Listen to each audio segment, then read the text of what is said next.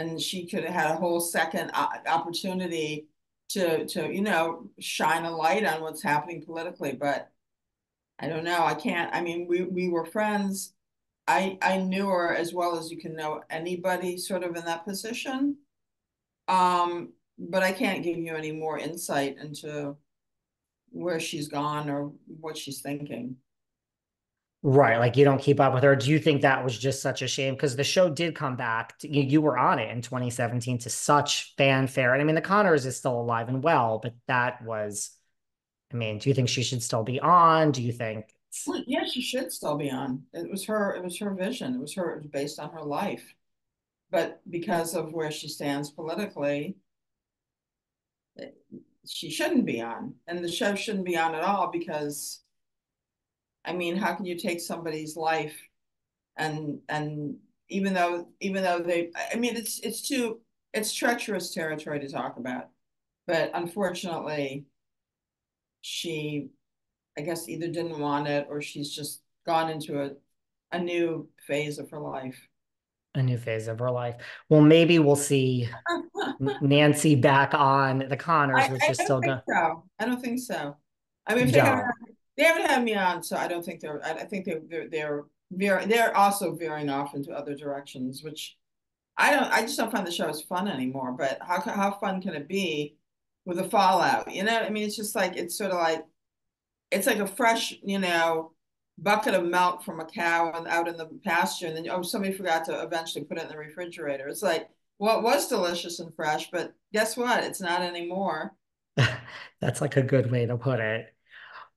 Where do you think, TV is today in terms of like representation? I mean, we've come a long way. Well, I think it's great. I think there's so many opportunities, not only for gay, queer, whatever people want to be called these days, actors to do great roles, but great roles for them. And I think that, I mean, it sort of ebbs and flows for everybody, for women, for people of color, for LGBTQ plus characters. But I think that the door has been kicked open and that people have had a real opportunities to see our lives and how we interact in a new way. I think it could be a little more like, I don't know, like a little more like a family kind of situation for a gay family. I don't think that's really been done yet. And I think that could be really cool. That could be really cool. It's a good idea, actually. I should write it. Why don't you write it and go pitch it to your good friend Ryan Murphy? Mm, I mean, yes, I'll pitch it to somebody. Write it after this. I mean, but speaking of Ryan Murphy, like, what is it? Look, I mean, bowing down to you, loved you in Pose, American Horror Story. I've watched them all. I think the New York City, probably because I could relate to it, but I thought the New York City installation was like the best thing I've ever seen. So, like, what is it like to be in the Ryan Murphy universe with two just great roles, two great shows? That was amazing. I mean, in terms of like cultural, again, um, really cracking culture open, there's nothing like Pose. I mean, that was a brilliant, wonderful show. Stephen Canals, pitched that show for years and finally got it up with Ryan and Our Lady J, and of course all of the great actors, MJ, and it Dominique. was just amazing. I mean, it was just like to sit on the set and watch everybody and think about how it was at that time where I was very much on the scene. I wasn't in the ballroom scene, but I was in the gay scene. And, it was like nobody from that world would have ever been on TV. And here it is, a whole show about that time, and everybody is trans and so talented. So it's just sort of like, again, the arc of history. It moves slowly, but then it moves very quickly. And to play my character in the AIDS ward was it was deeply emotional, and also a lot of fun just to be on the set and just to get to work with everybody. you were on the scene. I mean, that's kind of, you were. When you think back to the 80s, like what stands out? Like what was that time in your life like? When you were coming up in the business and Without You, I'm Nothing and all the David Letterman appearances and, does you have anything that stands out? Like how would you describe that? I mean, I've spanned like now, like, I mean, I've spanned 5 decades, believe it or not, because I started when I was so young, when I first came to LA in the 70s. And that was sort of at the end of the whole hippie era, um, beginning of glam rock and all of that, So I was like in the trenches on that.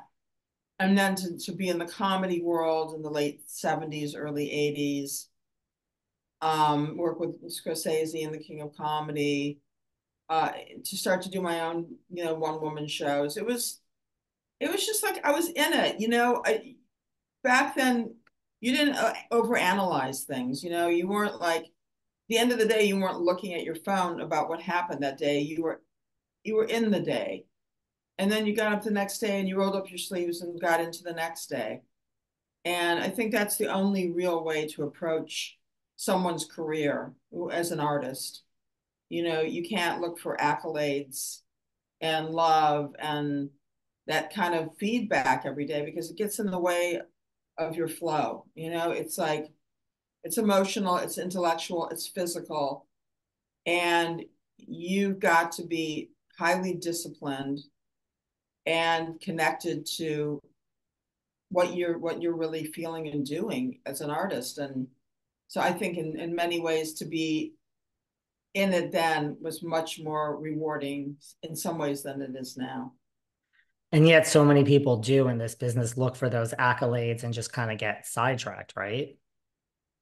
Well, I don't know if people get sidetracked. I just don't know.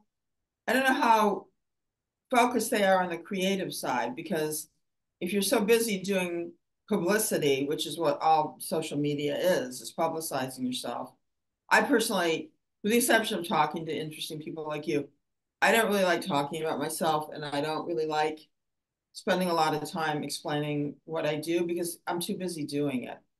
So I post as much as I can to keep my queue up, but I really don't enjoy that aspect of our culture at this point. I say it all the time. If this wasn't my business, like in just one day wake, when I do, people would think I was just gone because I would never be on social media. I don't know why anyone does social media if it's not tied to their business. I mean that I from the don't bottom either. of my heart. It's insane. Like there's nothing fun about it. And if I had some different business, you would all never hear from me again.